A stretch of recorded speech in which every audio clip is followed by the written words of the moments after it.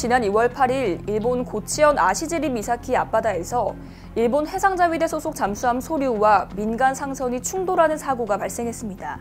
이 사고로 잠수함 승무원 3명이 타박상 등 가벼운 부상을 입은 걸로 알려졌는데요. 사고 당시 잠수함은 훈련을 위해 수면 위로 부상하던 중 잔망경 등 선체 일부가 상선과 충돌해 손상됐지만 항행에는 지장이 없는 걸로 전해졌습니다. 우리 군 관계자에 의하면 일반적으로 잠수함은 수면으로 부상하기 전 음파 탐지기 소나로 주변에 선박이 있는지 확인한다고 합니다. 게다가 수중에서 잔망경으로 재차 감시하고 이후 잔망경 심도까지 잠수함이 올라와 함장이 잔망경을 360도 회전시켜 수면 장애물 유무를 또 한 번 확인한다고 하는데요.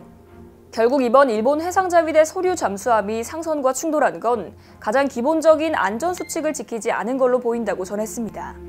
사고가 난 소류는 창룡이라는 뜻을 갖고 있으며 일본 해상자위대의 최신의 디젤 잠수함 소류급의 선도함으로 알려져 있습니다.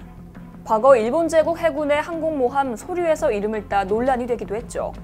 지난 2005년 건조된 소류는 2007년 진수된 뒤 2009년에 취역했습니다. 소류급 잠수함은 현존하는 재래식 잠수함 가운데 가장 큰 덩치를 자랑하는데요. 수중 배수량 4,200톤의 소류급은 오야시오급 잠수함에서 시작된 일본 특유의 C가형 선형을 채용했습니다.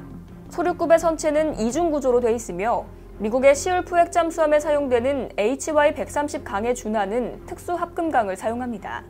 이 때문에 재래식 잠수함임에도 불구하고 자망 심도는 최대 500m 이상에 달합니다.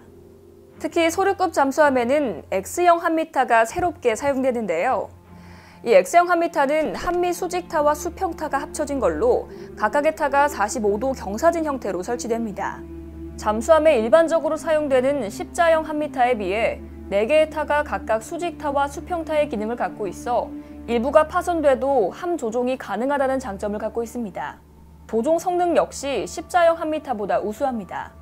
또한 선체 전체에 잠수함 탐지를 위해 방사하는 음파를 흡수하는 흡음 타일을 부착해 소음을 대폭 감소시켰습니다. 10번함까지는 공기부료 추진 장치를 탑재해 2주 이상 부상하지 않고 해저에서 작전할 수 있는 걸로 전해집니다. 하지만 이 공기부료 추진 장치는 스털링 기관이라 운용 심도가 제한돼 소류급 잠수함의 성능을 저하시킨다는 문제가 있었는데요. 이 때문에 11번 함부터는 공기부료 추진 장치와 납축 전지를 빼고 리튬이온 전지를 탑재했습니다.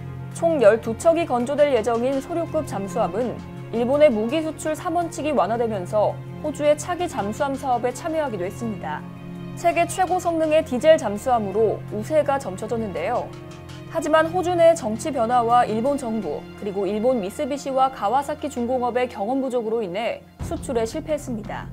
결국 지난 2016년 4월 26일 호주는 프랑스의 원자력 잠수함 바라쿠다급을 재래식으로 개조 개발한 모델을 채택했죠. 인도 해군의 차기 잠수함 도입 사업인 프로젝트 75에도 일본은 소류급 잠수함을 사업 초기에 제시했지만 결국 포기합니다. 반면 우리나라의 대우조선해양은 장보고3 잠수함을 이 프로젝트에 제안하고 있습니다. 다만 방산 관계자들에 따르면 리튬이온 전지와 수직 발사관은 우리나라만의 중요 핵심 기술이라 인도에 제안된 장보고3 잠수함은 이것들이 모두 빠졌다고 전했습니다. 이상 월드디펜스였습니다.